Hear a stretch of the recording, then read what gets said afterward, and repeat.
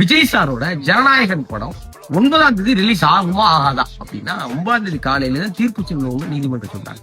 எங்க 9ஆம் தேதி ரிலீஸ் வச்சிருக்கவங்க 500 கோடி ரூபாய் போட்டு எடுத்து இருக்கிறோம். இங்க ரசிகர்கள் காத்து கிடக்குறாங்கன்னா எல்லாருக்கிட்ட சென்சார் என்ன சொல்லுது அப்படின்னா, சென்சார்ல 5 பேர் படம் பார்த்திருக்காங்க. அதுல 4 பேர் யூஎஸ் சர்டிபிகேட் ரெடி. அப்ப அந்த ஒருத்தர் மட்டும் எப்படி தடுக்க முடியும்? 4 பேர் பெரும்பான்மை தானங்க ஒத்துக்க முடியும்னு தயாரிப்பு வந்து கேட்கிறாங்க. சென்சார் சொல்றாங்க, அந்த ஒருத்தர் சென்சார் குழுவுடைய தலைவர்கிட்ட போய் புகார் கொடுத்துட்டாரு.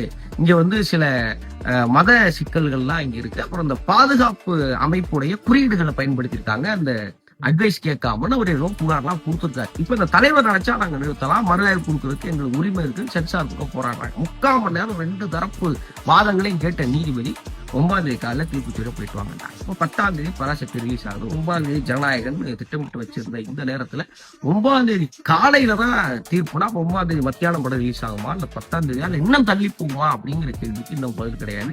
என்ன நடந்தாலும் சரி, ஜனநாயகன் ரிலீஸ் ஆகிற அன்னைக்கு பிளாஸ்ட்னு சொல்லி நம்ம ஆட்கள் படம் பார்க்க ஆவலோட இருக்காங்கிறது நம்ம எல்லாருக்கும் தெரியும். இருந்தாலும் சென்சார் போர்டு மேல கொஞ்சம் வருத்தம் தான்.